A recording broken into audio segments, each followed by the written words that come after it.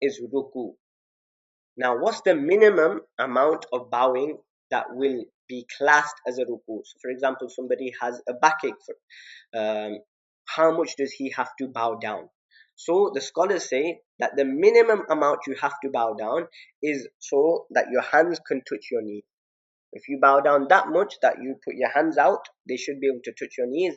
That will be classed as a ruku, and ruku will be valid. That's the farz, the minimum amount. What is the sunnat amount of bowing? The sunnat amount of bowing is you bow down to the extent that your head is in level with your hips.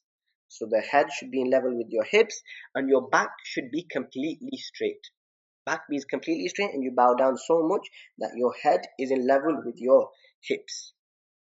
In one narration, it's mentioned that the Prophet ﷺ, when he would do ruku, his back would be so straight that لو صب عليه الماء لاستقر, that if water was poured on the back of the Prophet ﷺ, it would have stayed there. So that is the sunnat, that the back is straight and you bow down that much. But the minimum amount of bowing is that the hands should be able to touch the knees. And number two, what about the fingers in ruku?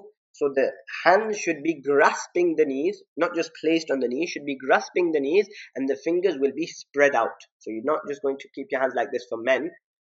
For men, you spread the hands on the knees and grasp the knees.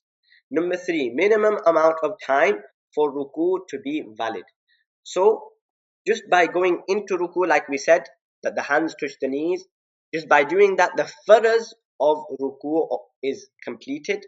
But there is something called ta'dil arkan, which is wajib. So the wajib amount also that one has to spend in ruku is one tasbih. Subhana Rabbiyal Azim. One time, that's wajib. And sunnat muakkada, emphasize sunnat, that is 3 tasbihs. Subhana Rabbiyal Azim, Subhana Rabbiyal Azim, Subhana Rabbiyal Azim, 3 times. And then if one is reading by themselves, they can go up to 5 times, and they can go up to 7 times, 9 times, however they want. Okay, but the minimum is minimum for farz to be completed is to actually bow down, and then for wajib to be completed is 1 tasbih, and for the sunnati muakkada to be complete is 3 tasbihs.